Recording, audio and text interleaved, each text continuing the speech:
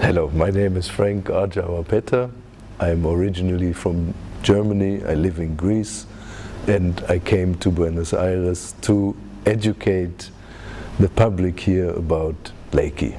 I got involved in Reiki about 23 years ago through my brother, who was a Reiki teacher at the time in Germany, and I was living in Japan at the time, okay?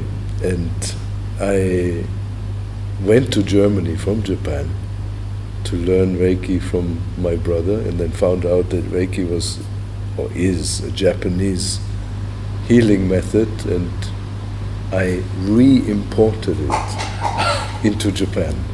I moved to Japan in 1989 and stayed there for about 12 years. It was a very important part of my life, because this is where, while being there, I got in contact with Reiki and then began teaching it there, and it turned out that I was the person who reintroduced Reiki to the Japanese. Then, after several years, after 7 years of doing that, I was introduced to somebody Japanese who was teaching Reiki for 65 years, and then I took her teaching out of Japan, and that's what I'm doing here. Wow. Yeah, so I brought it there, I re-imported it, and then brought back a different teaching to the West. The difference is that what I had originally learned was a Reiki that had developed in the West, so was full of, let's say, New Age concepts and New Age spirituality, things from India, things from China. It was kind of a hodgepodge, nice, but didn't suit me really, because I was living in Japan, I was married to a Japanese, I speak the language well, and I always thought something is not quite right. Huh? It's all mixed up, until I found Chiyoko Yamaguchi, my teacher, who taught me the original teaching that didn't have any of these New Age things mixed into it, and I enjoy that very much. It's simple, straightforward Japanese spirituality, just beautiful. Basically, as I said, it's built-in, our built-in knowledge. That means everybody can learn it, but you have to go to a teacher who can show you what you already have. I live in Greece, on a Greek island, and there everything is ancient. Yeah? There has been civilization there for 5,000 years.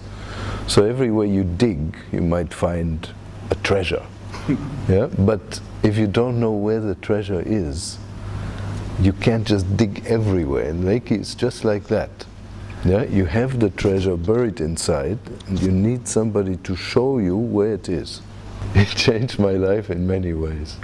Yeah? In many, many ways. One is, when you learn Reiki, you can treat yourself and those around you, your family, your friends. So I started doing that when I was in my 30s, now I'm in my mid-50s. So that has made a considerable change. You don't need to go for every little thing to the doctor. I'm not against going to the doctor, but for many things you can handle it yourself. Then I have a family, I have 2 small children, age 7 and 11.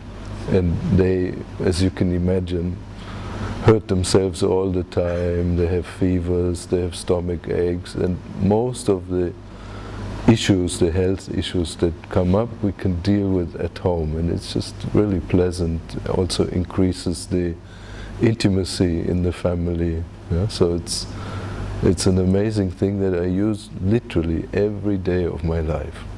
Of course, it depends on the culture of the country that Reiki comes to. Yeah? So in some countries, like in Latin America, actually people use it in a good way, yeah? Because medical insurance and the health system is not so good, so people use that to help themselves, and that's actually what it is for.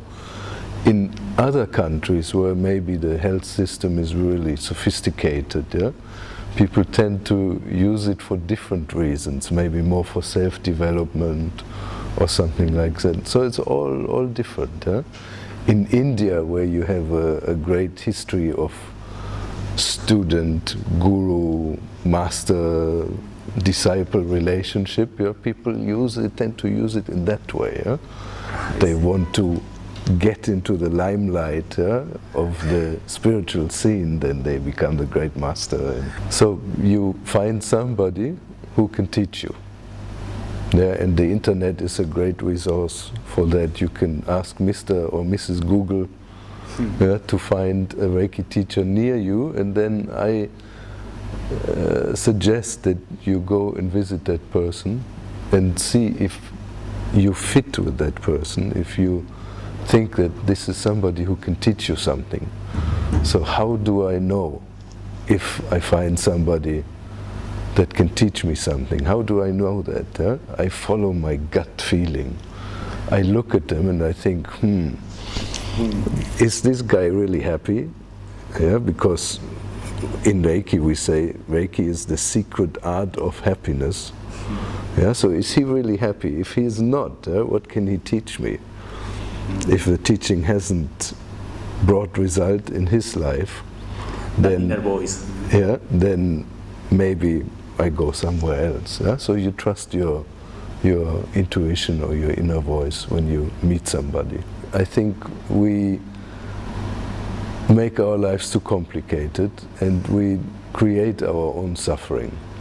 And actually being happy needs no effort at all, and suffering needs a lot of energy. So we waste our energy creating our own suffering most of the time. Yeah? So being happy is human nature. How can you find happiness? It's nothing that you have to look for. It's there all the time. It's in your heart. You just have to grab it and run. We hear these stories all the time, yeah? And they are stories of personal transformation, they are stories of somebody being very ill, becoming healthy, somebody having accidents, healing very quickly. They're not miracle stories, but they're stories of Reiki in practice. I will tell you a few if you like. Yeah? Yeah, please. So a couple of years ago we were here in Buenos Aires, actually in the same building, and somebody told us that a client of theirs had had an accident, was a small child whose brain hemispheres had, due to trauma, impact, had separated. And we did Reiki on this child, and within 2-3 hours it came together again, and he came out of the coma. Wow. Yeah, it's unbelievable, what happens sometimes. We can't explain it. At that point we did group Reiki, and if you have a difficulty understanding how that could possibly work, it's in a way similar to prayer. Yes. Yeah? And we know that if many people pray for one person, it has a really good effect. Basically, we don't have standards, worldwide standards, what it takes to learn the first level of Reiki, the second level of Reiki, and then becoming a teacher.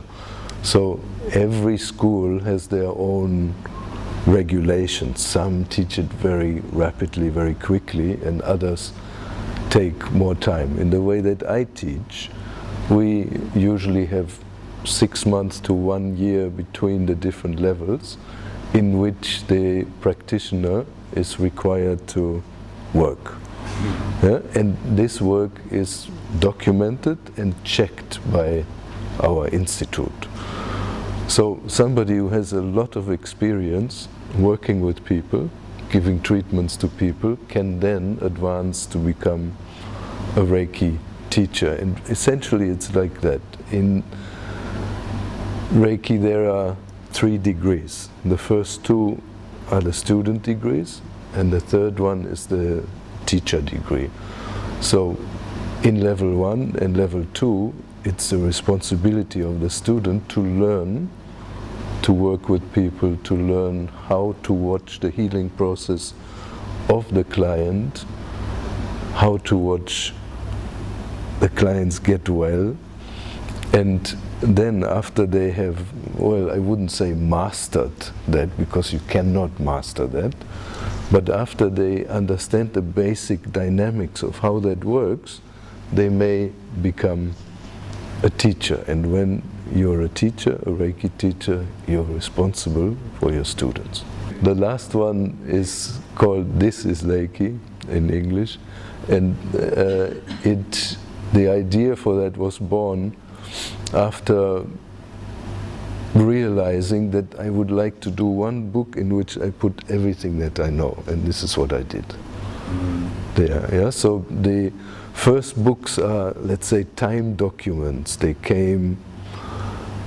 developed as our knowledge of Reiki history and Reiki practice developed. So they're like little photographs of Reiki development, and the last book is like a whole puzzle of many pictures put together.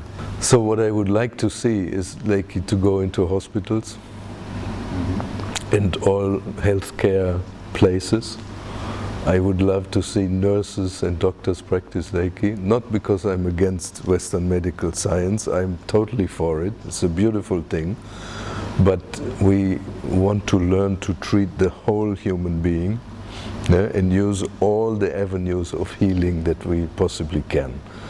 Then I would love to see Reiki in new, small, young families, where the kids are treated and grow up with natural healing. This is my future vision for Reiki.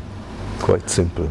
One of the things that we like to do from our institute is we'll start an NGO to do projects in places where people need help, social projects and things like that. That's my personal future idea for me that I would like to work on. I love to help people, and this is what we do. Thank you very much.